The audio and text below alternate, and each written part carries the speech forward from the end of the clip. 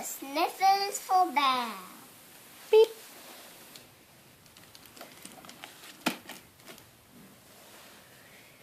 Bear was sick, very, very sick.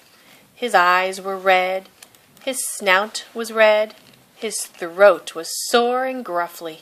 In fact, Bear was quite sure no one had ever been as sick as he. Beep. One morning, Bear heard a tap, tap, tapping on his front door. "Come in," he rasped. Beep. Mouse, small and gray and bright-eyed, bustled into Bear's living room. Bear huddled in his chair, big and brown and snouted. He had a terrible cold. "I am come," declared Mouse. "Soon you'll be as good as new." Bear frowned. Mouse was much too cheerful. Beep. "I am quite ill," Bear reminded him. "Indeed," said Mouse. "I have just the thing." Mouse riffled through his bag, then settled next to Bear with a yellow book in his paw. It was spring, Mouse read. The sky was blue, the sun was happy, all the birds were singing. "Stop!" growled Bear. "I fear you do not appreciate the gravity of my situation." Mouse looked sad, but his tail didn't. "In fact, I may not be long for this world," Bear huffled. "Oh my," Mouse said. "Yes," Bear murmured, coughing pitifully. "I grow weaker by the moment." Beep.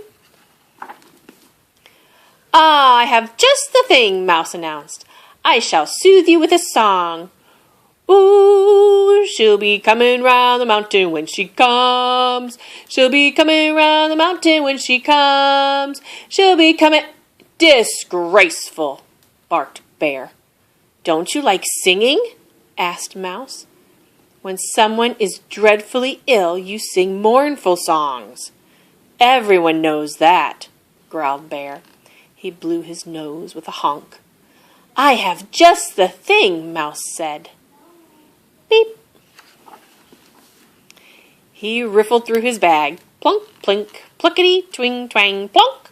Mouse strummed heartily on a tiny banjo. "That isn't mournful at all," cried Bear.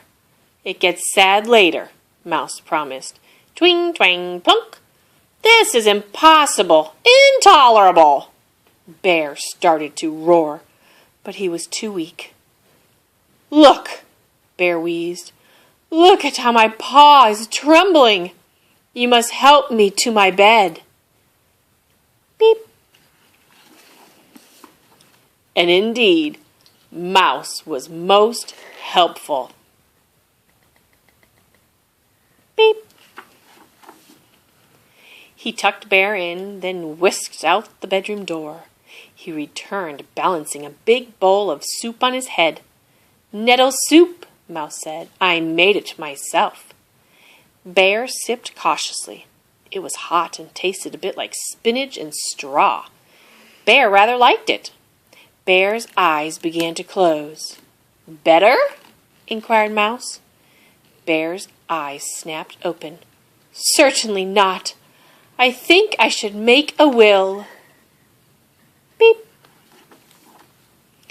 "Ah, I have just the thing," said Mouse, fetching a pencil and a little notebook from his bag. He perched next to Bear, his pencil poised to write. Bear gazed thoughtfully at the ceiling. "I, Bear," he said, "leave my red roller skates to—" Bear paused. Mouse leaned forward eagerly. "To Mouse," announced Bear. "Hooray!" said Mouse. Beep. Bear frowned. "You needn't be so happy about it. I also leave my mop to Mouse," he added quickly. Mouse didn't look as interested in that. "And my wash bucket," added Bear. At last, Mouse seemed to understand the gravity of the situation. "Anything else?" asked Mouse. I'm too weak to go on, said Bear. Perhaps I could just add your tea kettle, said Mouse helpfully. Beep. Have you no decency? Bellowed Bear, sitting bolt upright in bed. Your strength has returned, Mouse exclaimed. Beep. No, it hasn't, said Bear, falling back. That was just the last flicker before the dark. I see. Mouse folded his paws and looked very sad, even his tail. Bear's voice dropped to a whisper. Farewell, Mouse. Goodbye, Bear, murmured Mouse. Bear closed his eyes. He lay very still. He began to snore. Beep. After a long while, Bear opened his eyes. He saw Mouse. I feel better, Bear said. Mouse nodded, but he didn't look so good. His eyes were watery, and he made sniffling sounds. Perhaps you better lie down, said Bear, getting out of bed. Mouse didn't argue. Beep. Do you want to make a will? Bear asked. Mouse shook his head. Bear carefully tucked him in. I'm sorry you're so sick, said Bear. Thank you, Bear, Mouse sniffled. And after a moment he added, that was just the right thing. Bear smiled. Beep. Mouse closed his eyes and soon was snug asleep. The end.